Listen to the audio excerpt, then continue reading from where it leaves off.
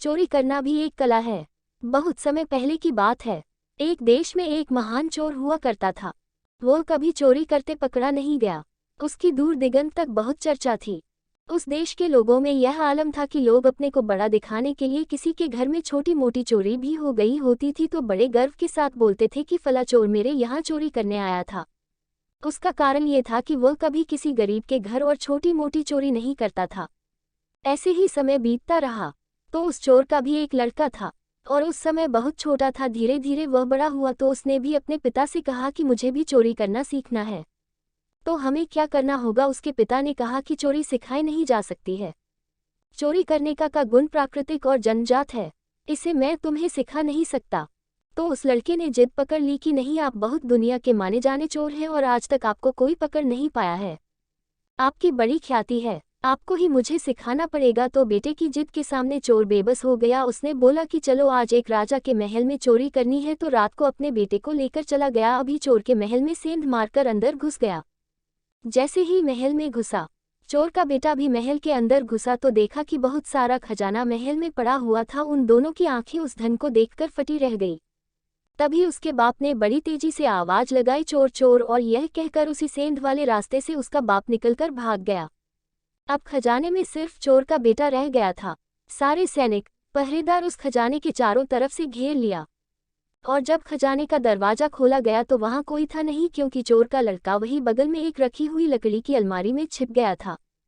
तभी सैनिकों की नज़र उस सेंध पर पड़ी तो धीरे धीरे सारे सैनिक भी उसी रास्ते से बाहर निकले।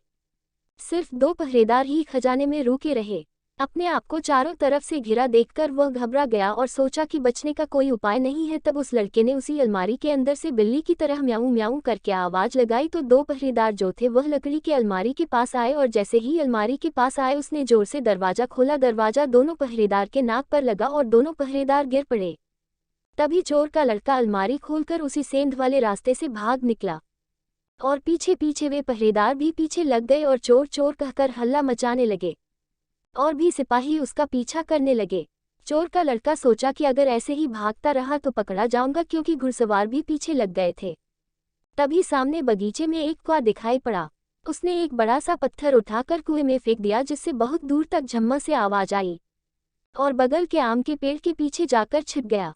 अब सैनिकों और पहरेदारों ने सोचा कि चोर कुएं में गिर गया है और रात काफी है, तो मशाल लेकर कुएं को घेर लिए। उन्होंने सोचा कि सुबह जब सूर्य उदय होगा तब इसमें से चोर को निकालेंगे, उसकी पिटाई करेंगे और राजा के सामने ले जाकर पेश करेंगे। लेकिन चोर तो खाली पत्थर ही कुएं में फेंका था। रात की वजह से सैनिक कुछ समझ नहीं पाए। तब उसने देखा कि सभी लोग कुएं को घेर कर खड़े हैं, तो धीरे से चलते हुए दबे पांव अपने घर चला गया। उसका बाप भी बहुत आश्चर्य में पड़ गया। पूछा कि तुम आ गए? तो बोला, क्यों आ जाता, आप तो मुझे पूरी तरह फंसा ही दिए थे। तब पिता ने पूछा कि बचे कैसे? तो लड़का सब घटना सुनाया कि मैं जब देखा अब बच नहीं पाऊंगा तो अलमारी में छिप गया और उसी में से झांक कर देखा कि सिर्फ 2 पहरेदार बचे हैं, तो बिल्ली की तरह आवाज लगाया तो दोनों पहरेदार अलमारी की तरफ बढ़े और जैसे ही अलमारी के निकट पहुंचे मैंने जोर से दरवाजा खोल दिया और दोनों पहरेदार गिर पड़े और मैं उसी दीवार में से बाहर भाग निकला जहां आपने दीवार तोड़कर सेंध बनाया था, उसी में से निकलकर भाग पड़ा। लेकिन पीछे पहरेदार घुड़सवार के साथ मेरा पीछा करने लगे। जब मैं सोचा कि अब मैं किसी तरह बच नहीं पाऊंगा तो मुझे एक युक्ति सूझी। मैंने एक बड़ा सा पत्थर लिया और बगीचे में बने हुए कुएं में बड़ा सा पत्थर फेंक दिया। उसमें से जोर से आवाज आई और उसके पहरेदार सोचे कि चोर कुएं में गिर गया है और वो कुएं को घेर कर खड़े हो गए। तभी मैं वहां से बचकर भाग आया। पिता ने कहा कि बस अब तुम्हें चोरी सिखाने की जरूरत नहीं है, तुम तो मेरे ही उस्ताद निकले।